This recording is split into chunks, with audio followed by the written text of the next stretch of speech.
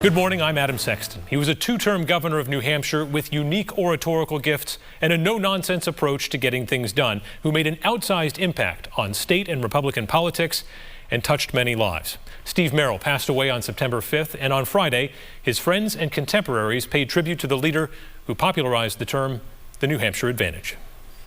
Merrill family, all of you friends of Steve Merrill, friends of New Hampshire who are here today,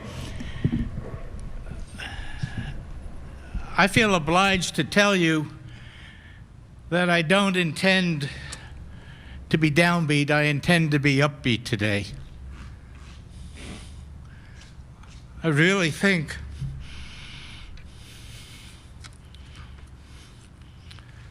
that's the way Steve would have wanted it.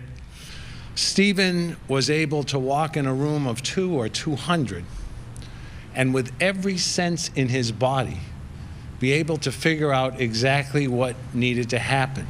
Not just sight, not just hearing, not just touch, not just smell. He used them all.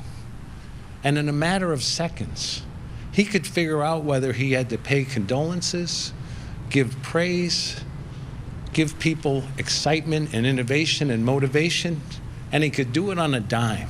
I'm going to share a story that I know Ian shared. A few years ago, Steve asked Ian to get dressed up and to actually come up here to the State House, and they walked around together and talked about his time as governor, and Steve was introducing Ian to people who worked here at the State House. After that experience that Ian came to appreciate so much, because he was a very young child at the time, the enormity and the importance of his father's job as governor. And so the next day, he left his father a message on his phone, and he told him how proud he was of him and how much he loved him. And when Steve passed away, Ian went to look at his father's phone, and there was one voicemail saved on it. It was the voicemail that he had left for his father years earlier after they visited the State House, and it tells you exactly what Steve's priorities were and how much he cared for his family. Despite all of his accomplishments, Steve cared most about his family, about his friends. Heather, Ian, Steve, and Carissa, he loved you so much, and you're going to remain in our prayers. And thank you so much for sharing him with us. I know that's not easy. And Chairman, I just want to tell you that I'm going to miss you so much. He was the most charismatic public figure I have ever met.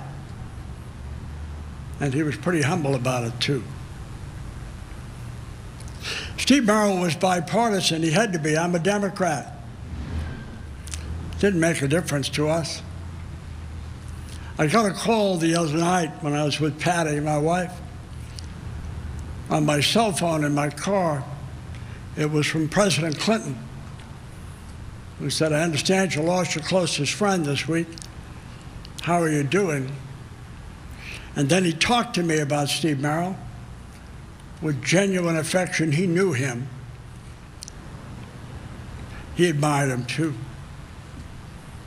It doesn't happen much in America anymore. I'm Steve Merrill's oldest son, Ian, and on behalf of his entire family, I would like to thank Governor Chris Sununu and the entire staff, all of you here, for making this possible.